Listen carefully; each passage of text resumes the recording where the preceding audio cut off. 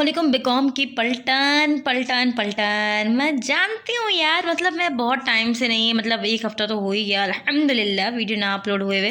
भाई कुछ ऐसा मसला है कि जैसे ही मैं सोचती हूँ ना कि मैं अपलोड कर दूँगी तो उसी टाइम पे, क्योंकि इतना लंबा क्वेश्चन होता है, ये क्वेश्चन देखना ज़रा इतना लंबा है तो लिखने से पहले ही सुस्ती हो जाती है, लेकिन कोई बात नहीं, दे रहा है दुरुस्त है। यहाँ पर 2017 रेगुलर डेप्रिसिएशन करा रही हूँ। तो यहाँ पर हमारे पास क्वेश्चन कुछ इस तरीके का है कि रजा हॉस्पिटल ने परचेज की है एक्सरे मशीन 4 जैन 2015 को। उसकी जो लिस्ट प्राइस जो थी वो थी 85,000। ट्रेड डिस्काउंट जो था उसका 20% था।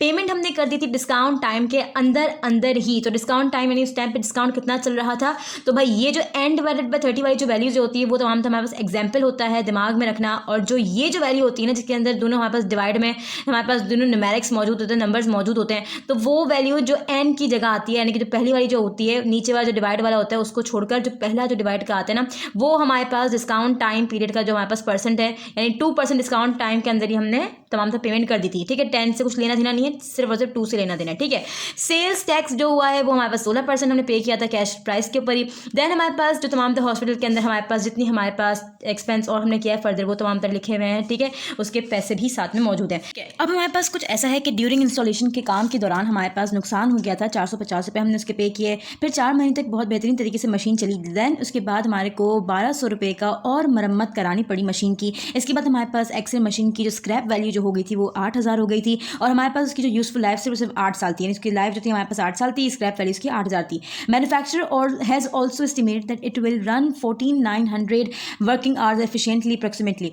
रिक्वायरमेंट में कुछ इस तरीके का है कि हमारे को सबसे पहले लिस्ट दी एक्सपेंडिचर, सिंपली खाली लिस्ट बनानी है, अपने क्या क्या एक्सपेंस किया है, अपने अकाउंट पर क्या क्या खर्चा किया है। सेकंड में हमारे को कॉस्ट ऑफ मशीन निकालनी है। ठीक है, देन थर्ड में हमारे को पार्शियल बैलेंस शीट बनानी है 2015 की, जिसमें हमारे पास इसका वर्किंग आवर लिखा हुआ है 2000। तो यानी सिंपली समझ लो यहाँ पर वर्कड आवर, अगर समझ नहीं आ रहा कि कौन सा मेथड इस्तेमाल हुआ है तो गौर से पढ़ो कि वर्कड 2000 आवर्स, यानी कि यहाँ पर वर्किंग आवर मेथड इस्तेमाल हुआ है। तो 2015 का पार्शियल बैलेंस शीट निकालना है वर्किंग आवर मेथड के तहत। अब हमारे को यहाँ पर एडजस्टिंग एंट्रीज निकालनी है, डेप्रिसिएशन निकालना है, यानी कि जिसमें हमारे पास 31 दिसंबर 2016 की निकालनी है, और हमारे को इसमें भी वर्किंग आवर मेथड के तहत ही हमारे को निकालना है मुकम्मल करते हैं। हम पहले लिस्ट बनाने का तरीका कुछ ऐसा है कि आप यहाँ पर आप लिख देंगे सिंपल लिस्ट प्राइस जो कि आपने खरीदी थी मशीन कितने में, वो आप लिखेंगे। सेल्स टैक्स लिखेंगे जो कि आपने पे किया है, जो एक्सपेंस आपने भरे हैं। ठीक है, वो तमाम तरह लिस्ट प्राइस आ गई हमारे पास, सेल्स टैक्स आ गया। अमाउंट लिखने की जरूरत नहीं, सिंपल लिस्ट बनानी है। तो हमारे पास यहाँ पर लिस्ट प्राइस आ गई, यहाँ पर हमारे पास सेल्स टैक्स आ गया। ठीक है, क्योंकि हमारे पास ट्रेड डिस्काउंट और हमारे पास ये जो पेमेंट डिस्काउंट जो हमारे को डिस्काउंट टाइम पे मिला था, तमाम हमारे पास डिस्काउंट था। जो हमने खर्चा किया था वो मेन ये है कि लिस्ट प्राइस हमारे पास, मतलब इतने की हमने मशीन खरीदी थी तो हमारे पास हमने लिस्ट प्राइस लिख दिया। सिंपल मैं मशीन भी लिख सकती थी। तो यहाँ पर हमारे पास ये आ गया लिस्ट प्राइस, सेल्स टैक्स आ गया, वो हमने पे किया है। ट्रांसपोर्टेशन चार्जेस वो हमने पे किया है, इंस्टॉलेशन एंड टेस्टिंग कॉस्ट ये पे किया है, पैकिंग चार्जेस वो भी हमने पे किया है। मतलब और अगर हमारे पास 3 ईयर्स, मतलब ये तमाम तो इंश्योरेंस वगैरह तमाम तो दोनों है हमारे पास, लेकिन मेन जो हमने इंश्योरेंस एंड ट्रांसफर किया है वो भी हमारे पास एक्सपेंस कहलाता है। ठीक है, वो सिंपल हमने लिख दिया है। वैसे बेसिकली यहाँ पर ज़्यादातर लिस्ट बनाने का नहीं आता, मेन कैलकुलेशन का तमाम तरह आता है, लेकिन यहाँ पर लिस्ट भी था तो हमने बना लिया। ठीक है, अब हमारे पास पहले जो मेन जो हमारे पास शिक थी, जिसको हम बोलते हैं एक इनका जो काम था रिक्वायरमेंट का, वो हमने पूरा कर दिया। देन सेकंड रिक्वायरमेंट हमारे पास कुछ ऐसी है कि हमारे को सिंपली कॉस्ट ऑफ मशीन निकालना है। तो कॉस्ट ऑफ मशीन निकालने का तरीका भाईजान कुछ ऐसा है कि सिंपली हमने यहाँ पर मैं 2 करके लिख दिया, मतलब बी करके।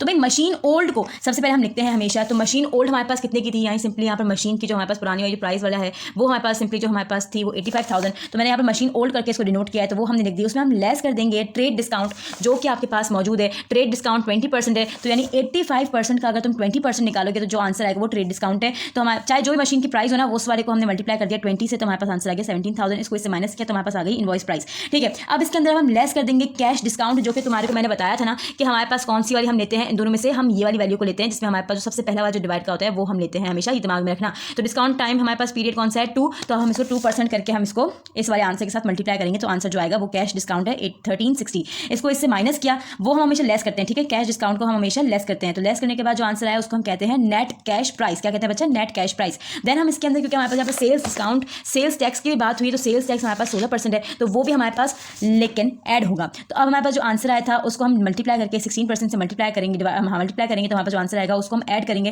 तो जो हमारे पास आंसर आएगा वो हमारे पास कॉस्ट ऑफ मशीन नहीं आया, वो भी आगे आएगा। ठीक है, यहाँ पर यानी आपको दिमाग में रखना है ये आपके पास आंसर मुकम्मल आ गया है तमाम तर कैलकुलेशन के बाद। अब आपने क्या करना है, एडिशनल कॉस्ट इनकर्ड, यानी कि जो आपने एडिशनल कॉस्ट आपने इस्तेमाल मतलब की थी, जो कि हमने लिस्ट भी जिसकी बनाई है, तमाम तर एक्सपेंस जो हमने किया था वो तमाम तर को अब हम क्या करेंगे ऐड करके, फिर हमने उसको जो हमारे पास लास्ट जो हमने निकाली है कंप्यूटेशन फॉर दी मशीन के, उसमें अब उसको ऐड कर देंगे। तो सिंपली हमारे पास लिस्ट प्राइस को छोड़कर और सेल्स टैक्स को छोड़कर, क्योंकि लिस्ट प्राइस और सेल्स टैक्स का यहाँ पर काम हो चुका है, तो बाकी जो हमारे पास transportation charges, installation and packing and insurance and transport वो हम लिखेंगे, और साथ ही साथ जो जिसकी यहाँ पर वैल्यूज़ हैं जितने हैं वो हमने लिख दिए। हमने पहले यहाँ पर साइड पे करके इसको ऐड कर लिया। ऐड करने के बाद हमारे पास आंसर जो आया था वो 5198 आया था। तो जो लास्ट हमारे पास सेल्स टैक्स को ऐड करने के बाद जो हमारे पास वैल्यू आई थी उसको उस वाली वैल्यू से ऐड कर दिया, तो हमारे पास जो टोटल आ गया वो कॉस्ट ऑफ मशीन हमारे पास निकल आई। ठीक है, अब हमारे पास दूसरा काम भी मुकम्मल हो गया। अब हमारे पास तीसरा काम कुछ ऐसा है कि हमारे को सिंपली 2015 का हमारे को निकालना है, पार्शियल बैलेंस शीट बनानी है। हमारे पास उसके वर्किंग आवर मेथड से हमारे को कंप्लीट करना है, क्योंकि यहाँ पर हमारे पास आवर्स मौजूद हैं। तो अब हमारे को करने का तरीका कुछ ऐसा है। तो कंप्यूटेशन फॉर द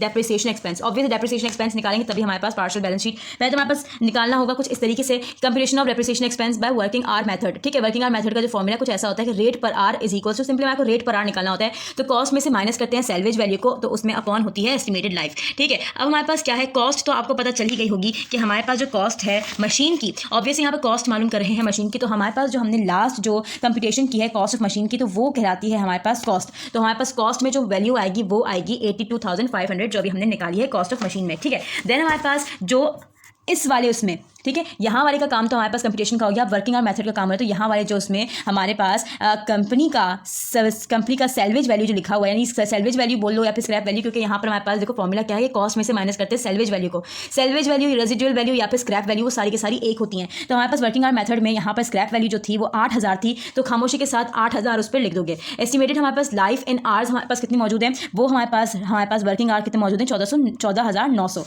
ठीक है, तो अब हमने इसको इसे डिवाइड कर दिया। पहले माइनस करना है, इसके बाद डिवाइड करना है। ठीक है, तो तभी आंसर आएगा आराम से। मैं तभी देखो तुम्हारे सामने मैंने माइनस किया, इसके बाद फिर मैंने इसको डिवाइड किया, तो हमारे पास जो आंसर आया रेट पर आर वो 5% आया, मतलब 5 आया, 5 रुपीज़ पर आर। अब हम क्या करेंगे, क्योंकि 2015 और 2016, ठीक है, 2015 और 2016 को निकालना है, तो अब हम क्या करेंगे, वर्किंग आवर मेथड, दोनों का वर्किंग आवर मेथड है, तो अब हम 2015 और 2016 का डेप्रिसिएशन एक्सपेंस एक साथ ही निकालेंगे। तो उसको निकालने का तरीका कुछ ऐसा होता है कि annual depreciation is equal two hours worked multiply by rate पर आर, यानी कि जितने आर हमने, मतलब जो जिसका हमारे पास 2015 का हमारे पास जो वर्किंग आवर है वो हम लेंगे, 2015 का जो हमारे पास 2016 का वर्किंग आवर है 2500, वो हम लेंगे उसका। तो अब यहाँ पर हम क्या करेंगे, हमारे पास रेट पर आर तो हमारे पास आ गया, आर वर्क हमारे पास जो 2015 का है क्वेश्चन के अंदर वो 2000 है और 2016 का 2500, तो इसको इसे मल्टीप्लाई किया तो आंसर इसका 10,000 आ गया, इसका 12,500 आ गया। यानी कि 2015 की पार्शियल बैलेंस शीट बनानी है, तो पहले पार्शियल बैलेंस शीट बना लेंगे।